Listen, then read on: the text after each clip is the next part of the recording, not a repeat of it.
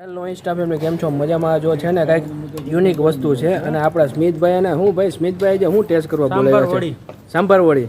તમે અમે વિડીયો મૂકી એટલે સીધી આ બનાવી જ નાખો છો પણ હું કે કેદીથી ચાલુ કર્યા કે આમ ખાલી ટેસ્ટ માટે જ બનાવ્યા છે? સ્ટાફ માટે તો અમે ડેઈલી કરી જ છીએ. હા હા, આજે તમને ચખાડવા માટે આજ તમને સ્પેશિયલ બોલાવ્યા.